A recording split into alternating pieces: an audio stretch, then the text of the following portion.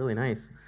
Hi, everybody. I'm so excited to be here. Thank you so much for taking the time. You could be literally anywhere else, and you've chosen to spend some time with me. So I'm really excited today to talk to you about some... Oh, wow. That's embarrassing. Hang on. Just give me 1 second. Wait, no. Sometimes I get my slide decks messed up, and it's just a whole ordeal. Okay. All right, we're good now. So I'm really excited to be here, but I've got to tell you, the imposter syndrome for me right now is like very, very real. If you had told me a couple of years ago I'd be speaking in between John Papa and Asim Hussein, I would have, first of all, told you you're crazy, and second of all, probably asked to borrow your time machine. And speaking of time travel, I want to take you back, not too far, but to the beginning of 2017. So at the beginning of 2017, I had been working through migration from AngularJS to Angular at my company for probably about a year. And it wasn't going very well, I'm not going to lie. I was getting really, really frustrated because I was trying to figure out all of these concepts, like moving from Bower to NPM, moving from Gulp to Webpack, like what the heck is a module, what is TypeScript? And I was just getting really, really frustrated because I kept looking for a plan and there was really nothing out there. And I don't know if you recall, but the documentation at the time was sparse, to say the least. It was essentially like, step 1, use TypeScript. Step 2, use Webpack or System.js. Step 3, some sort of magic happens, and then all of a sudden, voila, step 4, you're using Angular 2, 4, 5, 6, 7, 10. And this was not working for me, and I was starting to lose it. But the turning point for me came at ngConf 2017. How many of you remember this iconic moment at ngConf 2017? So fantastic. So there were two things at ngConf 2017 that really, really turned the tide for me. And the first was venting to Rob Warmold at an after party. Rob and I had been buddies for a couple of years through a chat, and so I really just sort of like let loose on him, telling him how frustrating it was to migrate in the real world. And to be honest, I don't remember a lot of the details of what Rob said, but he really made me feel like I wasn't alone, and that Google was listening, and that they were going to help us through this, and really just sort of validated my feelings. And the second turning point for me was actually a talk by Asim, who's right after me, but he gave a talk on iterative migration from AngularJS to Angular. That's a picture I took from the audience. And I just remember feeling, oh my gosh, finally somebody understands my pain and suffering. And so the combination of talking to Rob and listening to Asim really left me with this feeling that I wasn't alone in this process and that I could really do this. And that's the feeling that I want to leave with you guys. So my name's Sam. I'm an Angular GDE. I'm a content engineer at Auth0, and I created the course upgradingangulajs.com, which is a course about ngUpgrade. Fair warning, I have no dinosaur-related content in my talk, so I just threw this GIF in here. It's like a T-Rex living his best life. So that's the dinosaur content I've got for you. So let's start by going over the 4 migration paths. We've got essentially the rewrite path, which is also known as burn everything to the ground and start over.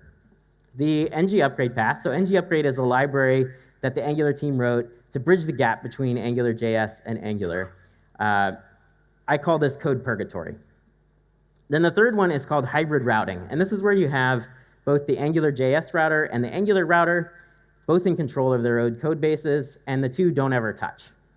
And then the last and newest one is Angular Elements, which lets you sort of create, it's a web component-based library that lets you create mini front ends that are self-bootstrapping and put them into your legacy code. And all 4 of these paths are totally legit, totally viable, but they're used in different use cases. So that's what we're going to look at.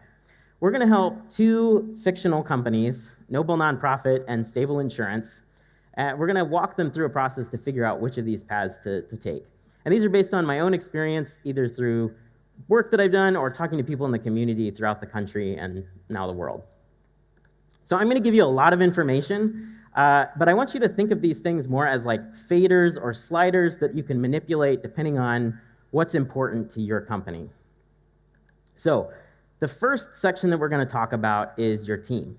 Now, this might seem kind of counterintuitive. I'm starting more at a meta level, but the truth is, instead of jumping right into the code base, we have to talk about this stuff because you honestly can't talk about the code until you talk about the people involved with the code.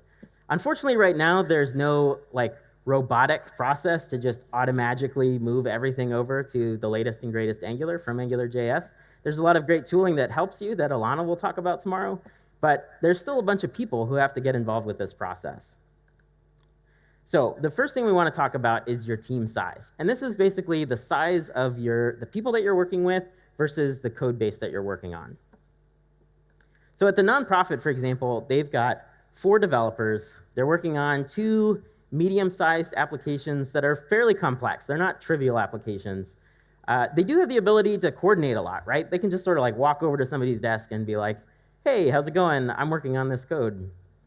But because they're a smaller group, they don't really have the option to bring any sort of outside consultants in. It's just sort of the 4 of them against the world, and they've got to do this themselves. The insurance company, on the other hand, they have a lot of people. They've got 70 developers. They're working on 8 big applications.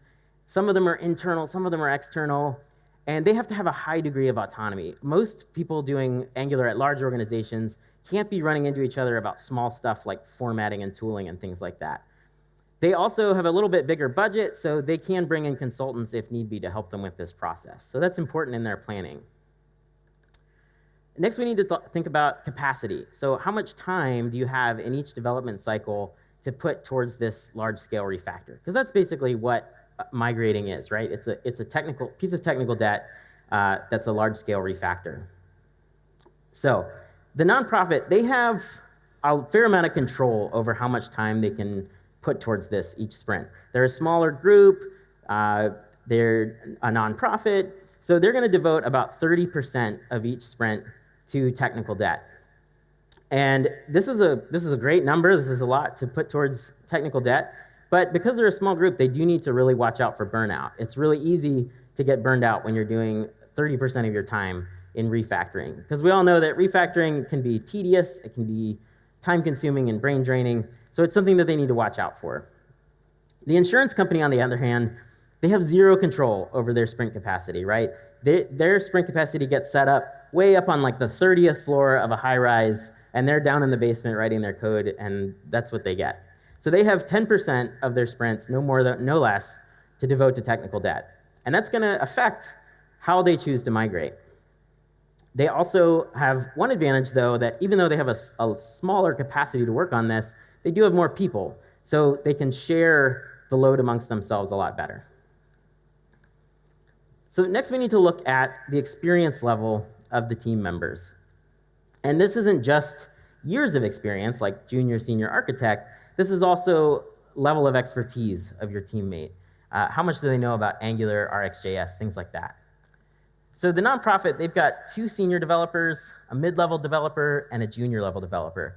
One of their seniors knows Angular pretty well. Their junior knows AngularJS, but the other 2 are actually C# developers that they're going to pitch in, they're going to learn the front end because they know that this is just a big project that they have to work on. The insurance company, they've got a wide range of experience, lots of different experience levels from junior all the way to architects, but they're pretty much all AngularJS developers. That's why they were brought in, that's why they were hired, that's what they do day in and day out. So both of these teams are going to have to look at the learning curve, the time and the money it's going to take to learn about things like Angular, observables, RxJS. So they'll have to look at pair programming opportunities, educational resources like courses and in-person workshops, things like that. Okay, so let's pause for a second and look at our 4 paths and think about which one of these might work for each company. So we've got the rewrite path, ngUpgrade, the hybrid router, and Angular elements. So the nonprofit, they're looking at this and they're thinking, well, we're a pretty small group and we're pretty flexible, so we're looking at either rewriting our applications or using the ngUpgrade library. The insurance company, though, they already know that there's just no way they can put the time into rewriting their applications. It's just too big of a process. So they're looking at the other 3 routes. But how do these companies narrow this down further to figure out which path actually makes the most sense for them? And that's where we actually want to dive into the nitty-gritty of the application itself. And this might vary on an application by application level, and that's why you want to look at it and pick the path from there. So first we want to look at architecture. And I'm using architecture as sort of an umbrella term to really mean what's the state of the code right now? How much preparation is needed to move from AngularJS to Angular? Is it following the John Papa style guide? Is it using component architecture? Is it using a lot of $scope or like element directives? How are the files organized? Are they organized by feature or type? All of those things that are the early prep work. So the nonprofit, they're doing pretty well. They've seen this coming for a long time. They've seen the writing on the wall, and so they've been working really, really hard to refactor their legacy code to be more in line with the current Angular best practices. So they're using component architecture. They've started dabbling with like one-way data flow. They're using AngularJS 1.6. So their code is like in pretty good shape right now. The insurance company, they're using a smattering of old practices because it's just a huge code base that's been done over many years by many, many people. So they have a lot of old practices scattered about. They've got $scope thrown everywhere. They've got a lot of directives. They're not using a lot of the latest and greatest practices. They're also using more like AngularJS 1.2, 1.3, and they have a lot of shared libraries. They're using a lot of shared UI widgets and data access libraries. So a very complex, complicated data code base. So next, both companies need to look at their dependencies. And this trips people up a lot because they jump right into migrating, and then they realize they've got all these random third-party libraries that are going to mess everything up. So package management in pretty much any language is kind of a disaster, and upgrading makes that even a little bit more complicated. So both companies need to do what I call dependency triage, where they're going to need to, first of all, take stock of what third-party libraries they're actually using.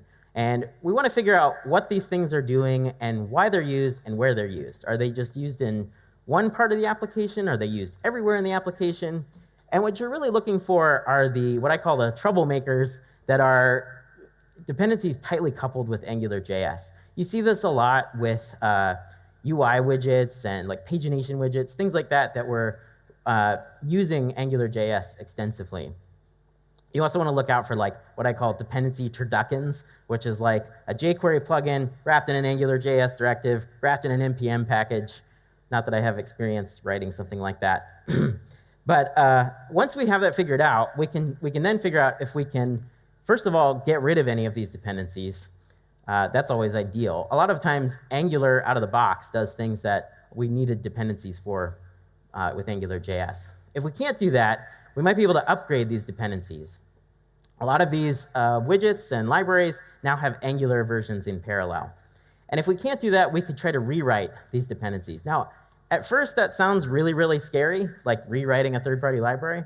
But what I've found in my experience is actually that a lot of things that were really, really complicated in AngularJS are much easier in Angular. For example, we used to cobble together a lot of reactivity in AngularJS when it really wasn't designed for that.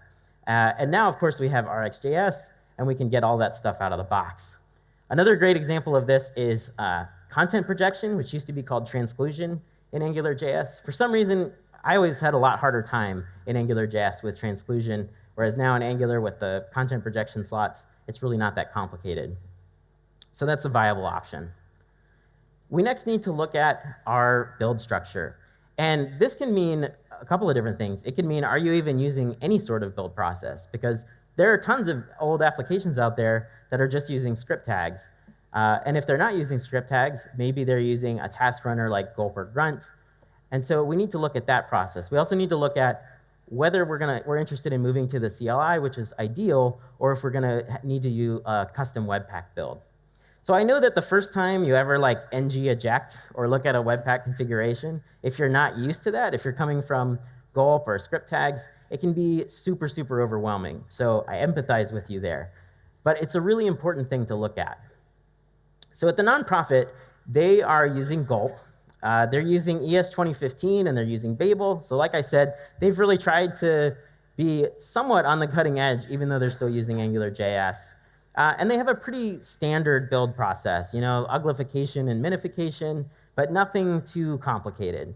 The insurance company, as you might imagine, they sort of have a mix of a lot of different things. They're using script tags in a lot of their older applications, and then in some of them they're concatenating with Grunt. They're using ES5 all over the place still, which, trust me, is much more common than you might imagine. And their whole build process and deployment process is very, very complex, as you might think. They have a lot more regulations and security checks and things like that they need to pay attention to. So a lot more fragile and complex build process for them. So both of these companies, though, are going to need to factor in the time and the learning curve to moving to TypeScript and to moving to a bundler. Hopefully the CLI, but if not, then at least a custom Webpack build. And then the last thing we want to talk about is testing, because nobody likes to talk about testing, right? But testing is actually a really important piece of this process, especially if you're choosing to go with ngUpgrade. ngUpgrade mixes and matches both dependency injection systems and change detection systems. And that can cause some problems with Karma and Protractor if you're not careful. So it's important to look at that ahead of time and come up with a path and a plan so that you don't spend a lot of time and then have to revert things later. So we have two different sort of testing setups and philosophies here. The nonprofit, being a small and internally facing company, they do have unit tests and protractor tests, but they're mostly as a first line of defense for the developers themselves. They're not like, the sky's not going to fall if their tests don't run for a period of time. They also have greater flexibility with their QA team, with the people doing their UAT and regression testing. They can ask them to, focus a little bit more on doing regression testing on areas that they're migrating and maybe bump up their hours for that. At the insurance company, it's basically the polar opposite. They've got, even with their internal applications, they've got thousands and thousands of people, possibly over the entire world, using those applications. So they've got tons and tons of unit tests and protractor tests that, if they went down, would be catastrophic, because then they might come up with some bug that's going to break the whole system. So much more necessary testing structure there. They also, going back to the capacity section, have so much less flexibility than the nonprofit. They don't have much time to rely on UAT, regression testing, and bump that capacity. So their tests are very important. Now, I know that's a lot of information that I've just thrown at you, so let's take a minute and put all that together. So looking at the 4 paths again, the rewrite, ngUpgrade, hybrid router, and Angular elements. The nonprofit has looked at this, and they've realized they're essentially the poster children for ngUpgrade. Like, they're a smaller, more flexible company dealing with a code base that's a little bit too big to rewrite all at once, but not quite big enough to merit doing something like Angular elements. They also have a lot more flexibility to where they can put some things on hold during the 6 months or so it takes to power through the migration process. At the insurance company, though, they've just realized there's no way they can do something like ngUpgrade, because they can't put any of their legacy code in jeopardy at all.